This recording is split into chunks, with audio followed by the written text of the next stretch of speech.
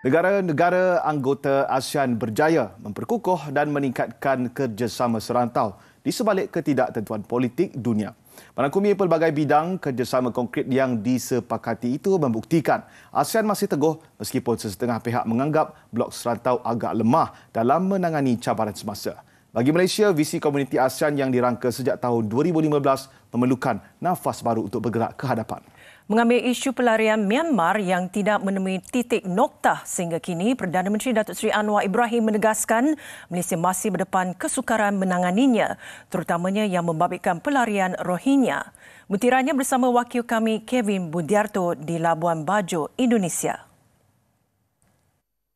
Sidang Kemuncak ASEAN ke-42 berakhir siang tadi dengan mesej jelas semua ketua negara anggota yang sepakat mempertahankan prinsip konsensus 5 perkara bagi menyelesaikan konflik di Myanmar. Kaedah penyelesaian yang sedang dijalankan itu berdasarkan hukum antarabangsa dan rundingan dengan semua pihak berkepentingan di Myanmar adalah untuk menggalakkan kemajuan dalam pelaksanaan prinsip konsensus yang telah dipersetujui. Perdana Menteri Datuk Seri Anwar Ibrahim menegaskan apa jua bentuk keganasan perlu dihentikan.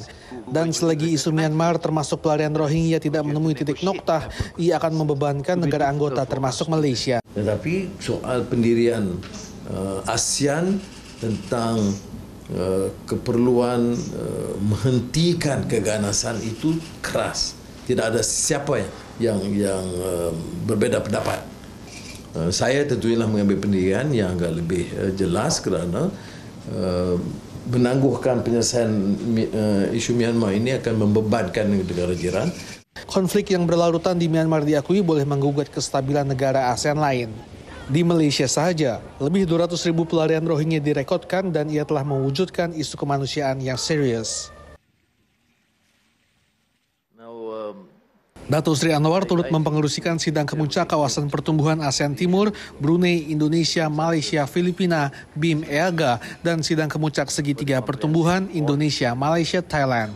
So I think BIM EAGA in that sense is quite critical for our to ensure a fair, just development and to reduce the gap between the richer areas and the poorer areas. Kita juga mengambil kira tentang ibu kota baru Nusantara di Kalimantan yang tentunya akan memperkukuh ekonomi rantau terutama Sabah Sarawak.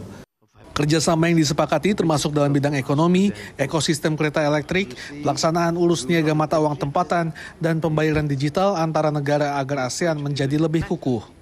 Pemimpin ASEAN juga telah bersetuju memastikan pandangan ASEAN mengenai Indo-Pasifik IOIP kekal sebagai mekanisme utama dalam pengurusan hubungan antara negara di rantau Indo-Pasifik. Semua ketua negara juga setuju mempertahankan kedudukan ASEAN sebagai zon bebas dan mengelakkan daripada terlibat dalam pertarungan kuasa besar dunia. Datuk Seri Anwar Ibrahim berkata memang berkenaan dana moneter Asia belum dibincangkan secara khas dan terperinci dan ianya masih di peringkat awal. Dan ia juga menilai untuk memulakan perbincangan di peringkat ketua-ketua ASEAN di Labuan Bajo adalah hal yang baik dan untuk mencadangkan inisiatif ini untuk kebaikan ASEAN secara keseluruhan. Laporan Kevin Budiarto, Labuan Bajo, Indonesia, TV3.